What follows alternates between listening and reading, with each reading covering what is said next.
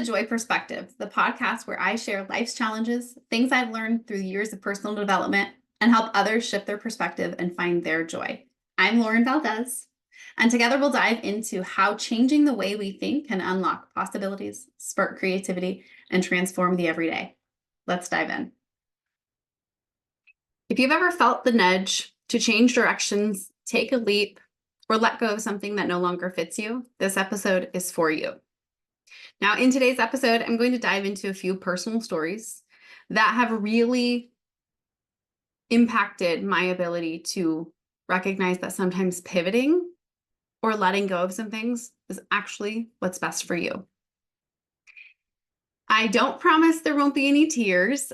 Just in prepping for this episode, I thought about a few scenarios I'm going to share with you that I know could provoke some emotion. So bear with me, but it's going to be real, it's going to be raw, and it's going to be what I want to share with you today. So first, let's talk about giving yourself permission to pivot and accepting that it's okay to change your mind.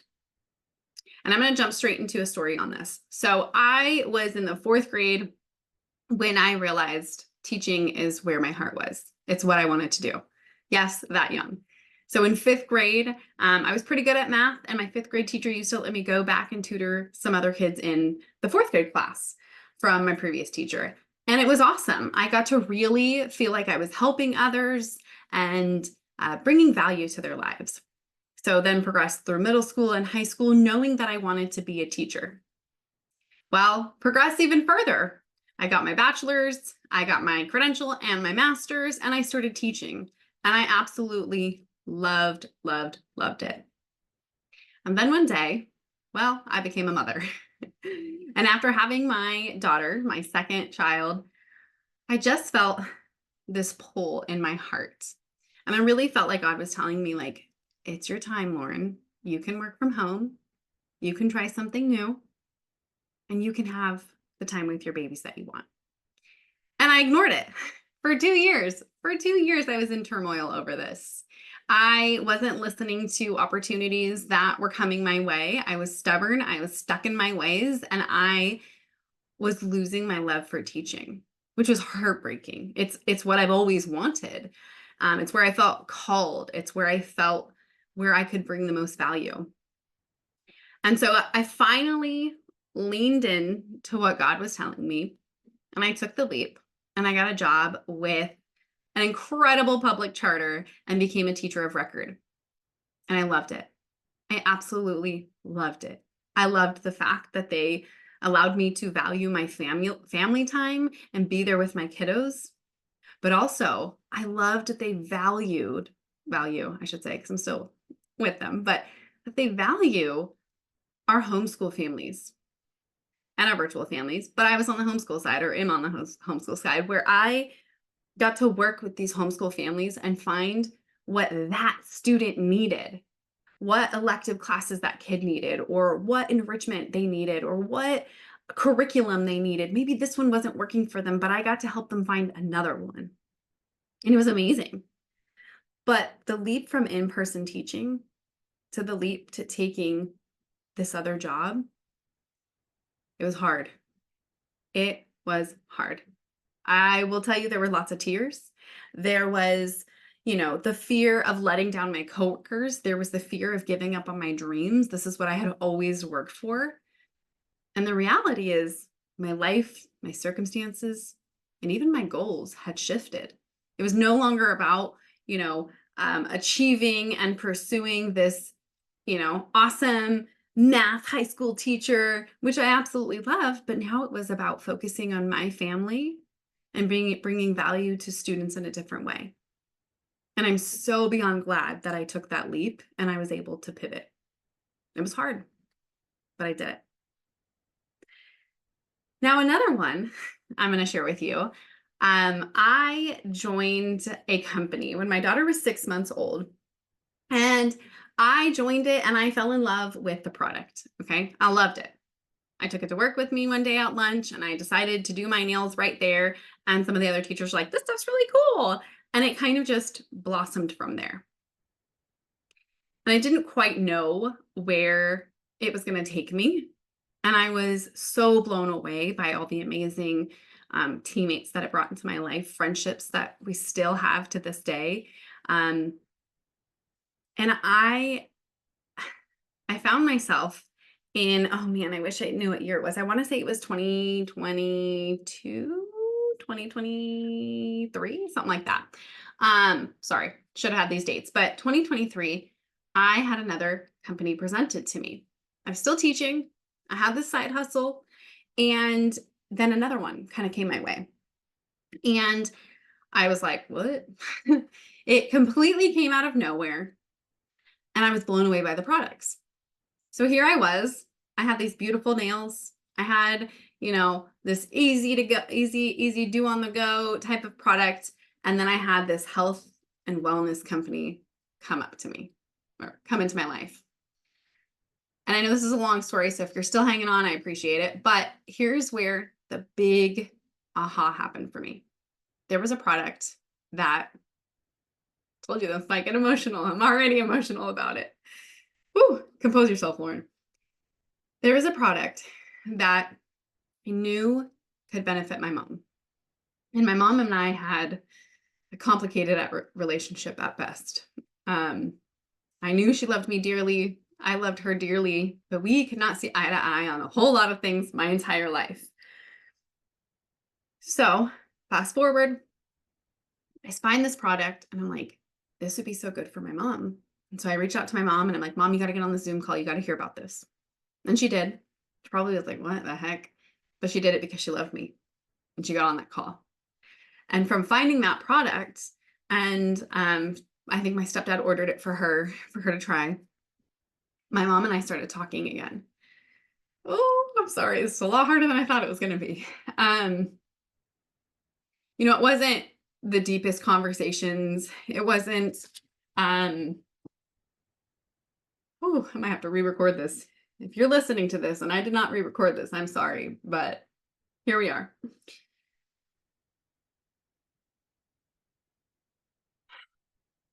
Sorry. She and I started having a relationship through this.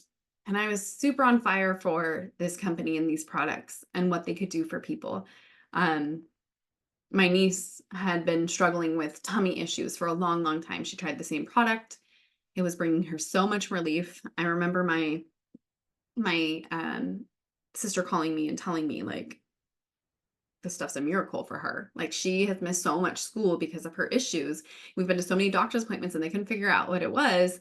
And yet this product is helping her. Like, she's able to go to school. She's able to not be in pain all the time. And I was just blown away.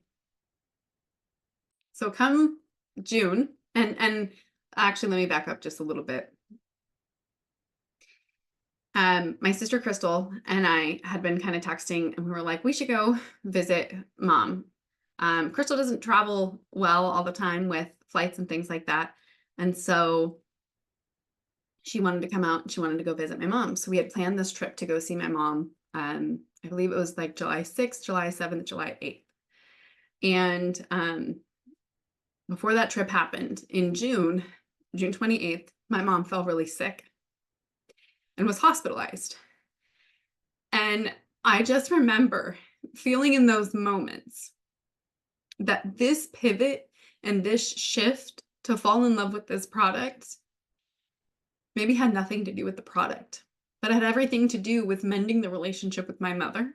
So by the time that she fell sick and passed, that I got to have somewhat of a relationship with her. And if you're watching this on YouTube, I'm grabbing my phone and I'm looking for one of the last text messages from my mom. And I can't find it. I should have had it ready, but it was just about how proud she was of me. And so why do I share this vulnerable story? And why is my editor probably going to tell me, you got to re-record that? That was a mess. And that's because I almost didn't take the leap of faith. I almost didn't pivot. I almost didn't try that product. And I really believe that it was through the grace of God that I did, and that I got to have that relationship with my mom before she passed. because we still went on that trip July 6th, 7th, and 8th. And while we went to that trip and visited her in the hospital, I remember the first day, it's a little bit of a blur all 3 of the days, but I think the first day we had brought the kids to see her, or maybe it was the siblings went to go see her that day. And she was doing better. I remember my sister Melissa trying to feed her the ice chips, and it was progress. We were moving in a good direction. I remember when my daughter and my son went to the hospital to see her, I remember my daughter singing, uh, thank you for sunshine, thank you for rain, thank you for joy, thank you for pain. It's a beautiful day, yay, yay, yay, yay. It's a beautiful day. And I'll never forget the smile on my mom's face and my daughter's face when they share that moment together. And so the 3 days passed quickly. We thought she was improving. We thought things were getting better. So on the 3rd day, we stopped by the hospital real quick to see her, and then we head home. Things didn't get better. I want to say it was a short 10 days later, we got a call. It was time to go out. She wasn't going to make it. And I almost let the fear of being inconsistent, or the fear of being fake, or the fear of being unauthentic, or what people would think I was, keep me from doing that company, which would have kept me from building the relationship I had with my mom right before her passing. It's a huge blessing, a huge, huge, huge blessing. But that fear that I talk about, that fear is what a lot of people let hold them back. What is someone going to think? Am I going to look inconsistent? And the last little story that I want to share with you is I have found the best Post-it notes in the world, you guys. The best. You guys, I'm an educator. I know what good Post-it notes and bad Post-it notes are. So I'm going to share with you guys the best Post-it notes on the whole entire world. You guys ready for this? I'm just kidding. I didn't find the best Post-it notes. But who cares if I share my favorite nail polish and my favorite lipstick and my favorite Post-it notes? Who cares? If there is someone out there who's going to watch my stories or watch my podcast or watch my whatever and go, wow, she's really sharing about her favorite Post-it notes now. Yeah, I am. Right? If you are sharing something you are truly, authentically excited for and genuine toward, it doesn't matter. You can share your favorite Post-it notes. You can share your favorite lipstick. You can share your favorite bronzer. You can share whatever you want. If you're being authentic and true, it doesn't matter. I went into teaching. I was a high school math teacher. I loved my job. I loved my students. I loved coaching volleyball. I loved all of it. But I can change my mind and I can pivot and want to focus on my family and take a different direction. Because you know what? I fell in love with the job that I have now. So that pivot requires a lot of us. It's leaning into the little nudges. And it's not, going whimsical from this to this to this to this to this, but it's being true and it's being authentic. And if you find that what you're doing is no longer authentic to you, then you pivot. And if anybody judges you for that, if anybody harms you for that, then remember that. Remember that person. They are judging you for being authentically you. No one can judge that. That is who you are, and it's who you're meant to be. And I had a story pop up on my Facebook from 2 years ago. I think it was 2 years ago, where I was talking about this exact same thing on one of my stories. Why is it that we can't share things that we love, or change our mind, or decide that something no longer fits us? Why is that? That so many people feel so pigeonholed into just one thing or in one space or one direction. I actually learned that evolving and allowing yourself to be authentically you is a sign of maturity and it's a sign of growth. I almost feel like those who stay pigeonholed and stuck are not being authentic. Now, if you stick with something because it is authentically you, it is something you're still passionate about, it is whatever it is, then that's different.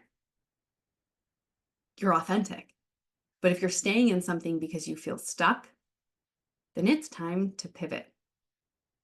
And that's going to require maturity and that's going to require some growth. So listen to those nudges, release the pressure of having to stick to it. Because who is that pressure coming from? Create space in your life for new dreams, new directions. For me, the biggest thing is leaning into my faith, leaning in and really tapping into what is it you have planned for me, God? What direction are you calling me? The mindset shift that takes place is knowing you're aligned. Align it to who you are, align it to your values, align it to your goals. When that new company came across, let me start from the first one. When the first company came, it was Pretty Nail Polish. I was 6 months out from having my daughter. I was kind of struggling with who I was and my identity. I was just a mom. I wasn't Lauren anymore. I was a mom. I was a mom to my son. I was a mom to my daughter. I was their everything. They were my everything. And I was lost. And so the Pretty Nail Polish, I know, came my way to bring me back a self identity. Like, I can be more than just their mom. I can be more than just mommy. And it did. It helped me blossom. It helped me gain confidence. It helped me gain so many things. And so when this second product came along, and second company, it was aligned with me. You know, the L-theanine in the drink that I was drinking gave me this mood boost. The caffeine in the drink gave me energy. The supplement that I was taking helped the fact that I was lactose intolerant and the fact that I could share it with my niece and my mom and my cousin and my friends and bring them that same benefit. It was aligned with me. And so I was passionate and I was excited and I shared those things. I didn't just do it because it was the next shiny thing on the block. You know, I've pivoted again, you guys. Not because I'm being whimsical and I'm just going from one thing to the next thing, but because it aligns with me. They have European standards, better quality products at affordable prices. I'm aligned with that. I'm down for that. I want better, cleaner, higher standard products in my life and in my kids' life and in my friends and family's lives. So make sure what you're doing aligns with who you're authentically supposed to be, not with feeling pigeonholed or stuck. Because what are they going to say? What is he going to say? What is she going to say? Because really, what are you going to say? Go look in the mirror. I know that could be hard for some, but go look in the mirror and really think, is this aligned with who I'm truly supposed to be? If you need to pivot, pivot. If you need to let go of some things, let go of some things. In another episode, I'll talk about relationships. Some relationships have to be let go of. That's a whole nother pivot we go through in life. I want to share with you guys a book too. It's The Art of Possibility. And there's a quote in it that I want to share with you that really, I'm going to expand a little bit on it, but it just really speaks to me. And it's mistakes can be like compost, turning failures into nourishment for future growth. And I like to add to that, it's not just mistakes, but it's the direction you took, the experiences you've had, the career that you chose but pivoted from, or the product that you have experienced here, or the friendship you experienced there, or whatever it is. It can all be like compost, and turning those failures, experiences, lessons learned, all of that into nourishment for your future growth. Pivoting is not something that is easy. It's not. But I can tell you that the reward of being authentic, the reward of leaning into what God has planned for you and who you're meant to be far outweighs any of the naysayers, any of the fear that's going to hold you back. I'm literally in my head going through it. Any other stories and just clear, authentic moments where I was me and I was pivoting or I was changing directions on something. And I'll end with this. It's not easy. I do wish I would have taken the nudge 2 years sooner than when I did to changing, my job and whatnot. But I'm so grateful that I finally leaned in, made the pivots that I needed to pivot, and I'll keep doing it. I will keep being authentically me and doing the things that align with my values and my goals and my future and my family, if I'm feeling called to go in that direction. And if you are doing the same thing, who cares what anybody else says? So pivot, make the changes you need to make, let go of the things that no longer serve you or fit you. Be authentically you.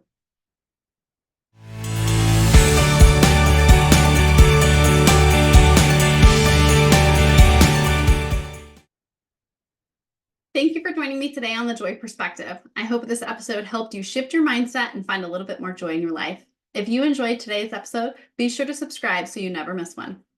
And don't forget to follow me on Instagram at Meet Lauren Valdez for more inspiration and updates. I'd love to hear your thoughts and connect with you. Until next time, keep shifting your perspective and finding your joy.